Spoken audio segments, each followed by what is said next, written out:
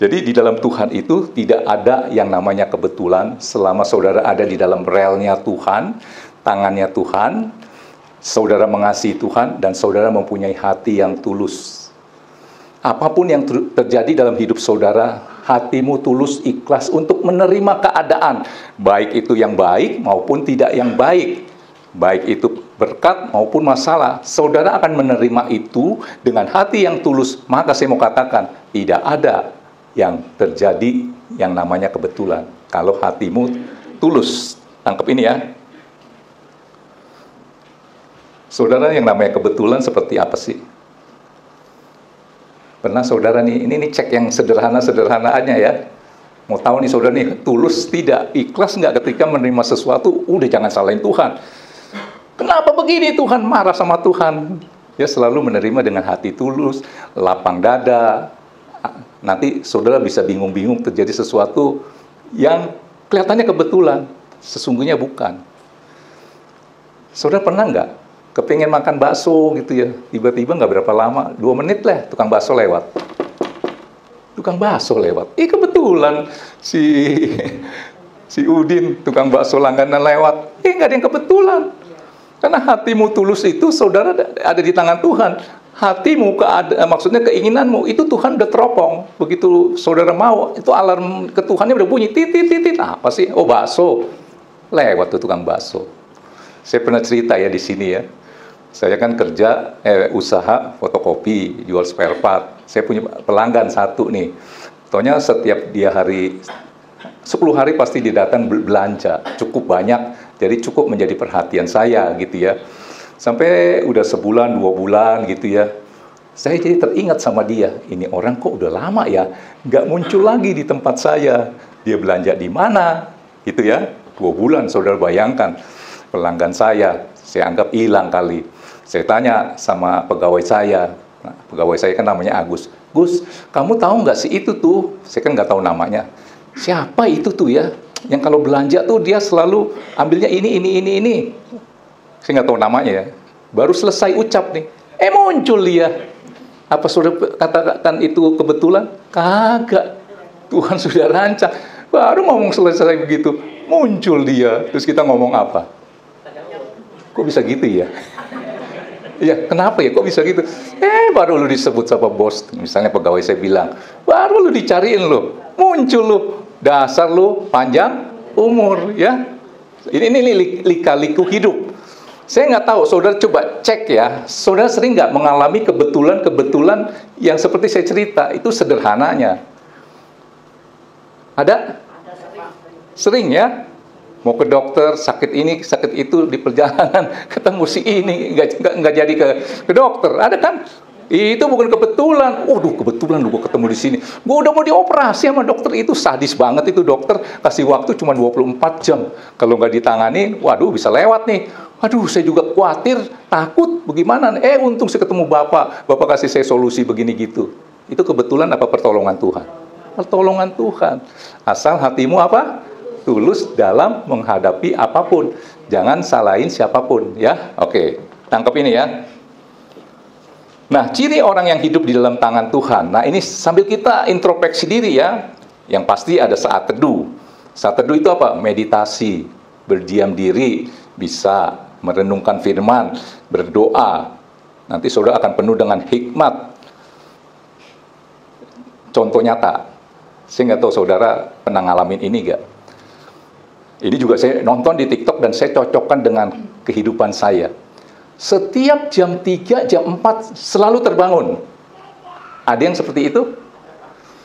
Kalau sekali-kali jam 3 bangun atau jam 4 bangun, nanti seminggu lagi. Kalau setiap hari hal itu terjadi, ini di TikTok tidak ngomong soal Kristen. Dia katakan gini, semesta itu sedang mau beracara denganmu, berkomunikasi. Saudara pernah ngalamin itu nggak? Siapa yang tiap kali bangun jam 3 berturut-turut aja selama seminggu, jam 3 lagi, jam 3 lagi. Begitu bangun lihat, jam 3, waktunya untuk bersekutu dengan semesta. Kalau kita waktunya bersekutu dengan Tuhan Yesus. Siapa yang ngalamin? Nggak pernah ya. Saya dengar kalau Pak Benny katanya bangun jam segitu. Ya itu bukan kebetulan, saya mau katakan. Semesta sedang membangunkan saudara. Nih kalau kita nggak mau bicara tentang yang kekristenan, ya Tuhan sedang membangunkan saudara. Karena di saat seperti itulah, saat yang, kalau doa itu, ya cun gitu ya, karena yang lain pada tidur. Kalau saudara berdoa di jam 8, jam 9, jam 10, itu jalurnya sibuk. Si A ngomong ini, si B, si C, ada jutaan, ratusan juta, miliaran orang, itu salurannya masuk semua tuh, pasti kan? Tapi di saat jam 3 itu semua pada ngorok, di situ Tuhan bangunin. Itu namanya apa dia? Jalurnya itu bersih ya. Sinyalnya pasti mantep deh. Bisik aja kedengeran lu maunya apa. Tangkap ini ya, oke.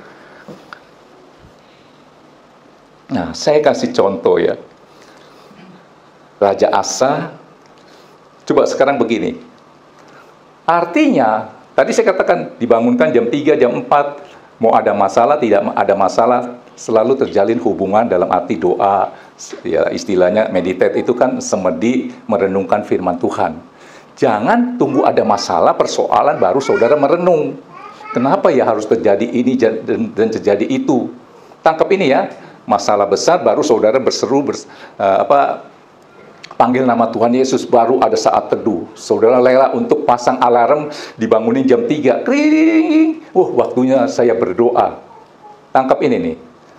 Tuhan mau ada masalah besar atau tidak, mau ada masalah atau tidak, selalu saudara terjalin hubungan. Hubungan manis dengan Tuhan terus tercipta. Jangan baru bangun hubungan dengan Tuhan ketika ada persoalan atau masalah. Seseorang dihampiri oleh seseorang yang minta tolong. Padahal 2 tahun gak pernah kontak-kontak. Saya yakin orang itu ogah nolong saudara, betul nggak? Tapi kalau ada komunikasi apa kayak gitu ya, pasti mau minta tolongnya itu lebih gampang. Nah, saya kasih contoh Raja Asa ya, sudah mengalami Tuhan. Coba dikeluarkan 2 Tawari 16 ayat 9. Dalam cerita ini, jadi Raja Asa itu Raja Yehuda. Jadi Israel dibagi 2 ya. Utara itu Israel, selatan itu Yehuda. Nah, Raja Asa ini Raja Yehuda sudah mengalami kuasa Tuhan, di mana dia berperang melawan 1 juta orang, 1 juta pasukan Ethiopia. Tuhan beracara, menang. Berarti itu hal-hal yang hebat dong ya. Tapi saudara tahu nggak? Terus dia dapat masalah kecil. Itu saudaranya Israel nih, yang di utara, mau nyerang dia. Dia minta tolongnya nggak sama Tuhan.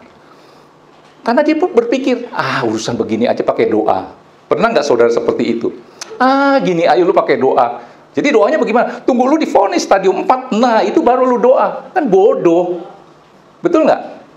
Nah, Asa ini begini.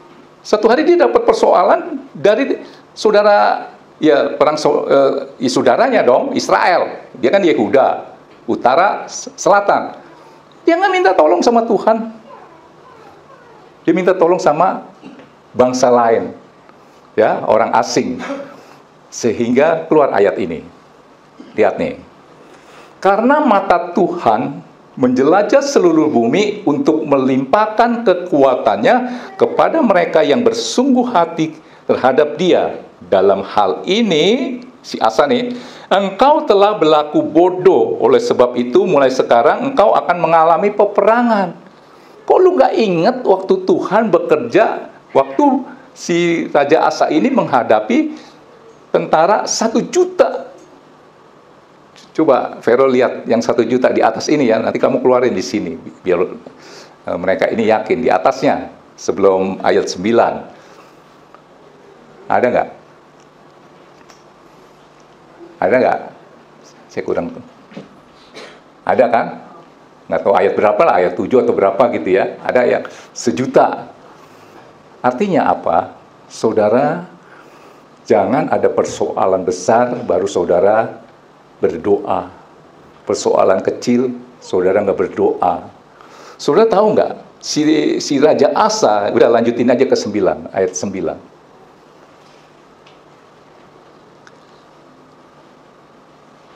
Jadi ayat ini, perikop ini menghimbau saudara, mau urusannya besar, kecil selalu ada koneksi dengan Tuhan. Ya, saudara bayangkan, si Raja Asa sampai di ayat 9 dikatakan, di ayat 12 dikatakan, sampai sakitnya aja dia nggak minta tolong lagi lu sama Tuhan. Kok bisa ya begitu ya? Kita baca ya, ayat 12. Tadi ini kan 9, sekarang 12. Kita baca ya. Pada tahun ke-39 pemerintahannya, Asa menderita sakit pada kakinya.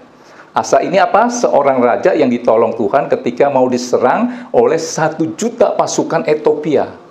1 juta, dia cuma punya berapa? Pada tahun ke-39 pemerintahannya, Asa menderita sakit pada kakinya yang kemudian menjadi semakin parah. Namun dalam kesakitannya itu ia tidak mencari pertolongan Tuhan, tetapi pertolongan tabib-tabib. Sekarang kita cek. Saudara cek. Dulu saya itu dekat sama Tuhan. Nah, coba pikir gitu ya, merenung. Dekatnya sama Tuhan waktu apa?